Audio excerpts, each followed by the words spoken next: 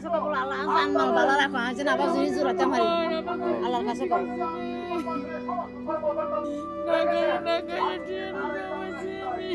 চট্টগ্রামের অক্সিজেন এলাকার রৌফাবাদ বস্তিতে ভয়াবহ অগ্নিকাণ্ডের পর মানবেতর জীবনযাপন করছেন ক্ষতিগ্রস্ত বাসিন্দারা।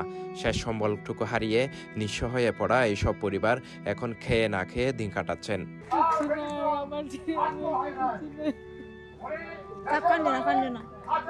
আল্লাহর কাছে কবল আল্লাহ জান মাল বালা রাখো আছেন আবার জিনিস জুরাতে মারি আল্লাহর কাছে কবল। গত সোমবার 1 ডিসেম্বর নগরীর অক্সিজেন এলাকার কেডিএস কারখানার পাশে রেললাইন সংলগ্ন বস্তিতে এই ভয়াবহ অগ্নিকাণ্ডের ঘটনা ঘটে। এতে অন্তত অর্ধশতাধিক পরিবার নিঃস্ব হয়েছেন, যাদের বেশিরভাগই পোশাক শ্রমিক। ভাই আমাদের ক্ষতি অনেক হয়েছে। আমার ঘরে 5 লাখ টাকার ক্যাশ 4 লাখ টাকা ছিল, আমি ব্যাংক থেকে উঠে আনছি।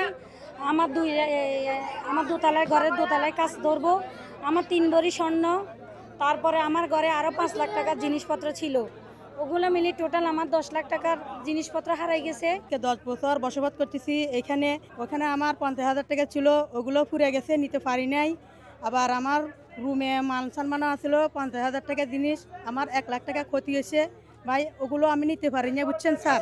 এদিকে চট্টগ্রাম সিটি কর্পোরেশনের মেয়র ডাক্তার সাদাত হোসেনের পক্ষ থেকে রৌফাবাদ এলাকায় অগ্নিকাণ্ডে ক্ষতিগ্রস্ত প্রতিটি পরিবারকে নগদ আর্থিক সহায়তা প্রদান করা হয়েছে।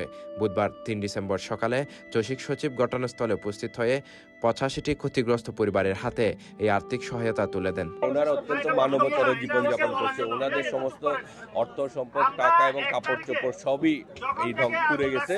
তো সেই হিসাবে তারা যাতে করে অ্যাটলিস্ট সাময়িকভাবে কিছুটা খেয়ে পরে থাকতে পারে, সেই জন্য আমাদের একটা সিটি কর্পোরেশনের একটা সামাজিক অনুদান ফান্ড রয়েছে, ওখান থেকে মাননীয় মেয়র মহোদয় সবাইকে 5,000 টাকা করে প্রায় 85 পরিবারকে দেওয়া হচ্ছে, ক্ষতিগ্রস্ত 85 পরিবারকে দেওয়া হচ্ছে। চসিক কর্মকর্তারা জানান, মেয়র শুরু থেকে ক্ষতিগ্রস্ত পরিবারগুলোর খোঁজখবর রাখছেন। তাৎক্ষণিক সংকট লাগবে তার পক্ষ থেকে নগদ সহায়তা দেওয়া হয়েছে।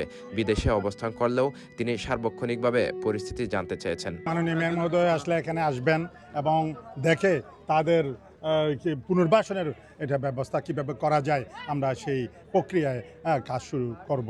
এবং মাননীয় মেয়র মহোদয় নির্দেশনা দিয়েছে ওনাদের যে কিভাবে একটা পরিকল্পনা করে কিভাবে পুনর্বাসন করে। এখন থেকে আমাদের কাজ শুরু করার জন্য চট্টগ্রাম সিটি কর্পোরেশন কাজ শুরু করেছে, যোগাযোগ রাখছে আমাদের সাথে স্থানীয় নেতৃবৃন্দ।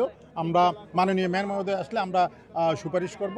অগ্নিকাণ্ডে সর্বস্ব হারানো ক্ষতিগ্রস্ত বস্তিবাসীরা চসিকের এই তাৎক্ষণিক সহায়তায় স্বস্তির নিঃশ্বাস ফেলেছেন। ক্ষতিগ্রস্ত হয়েছে, অনেক বিপদে পড়ছি, বিপদ থেকে আমাদেরকে রক্ষা করতেছে ডাক্তার শাহাদাত, ও আমাদেরকে 5,000 টাকা করে সাহায্য করছে।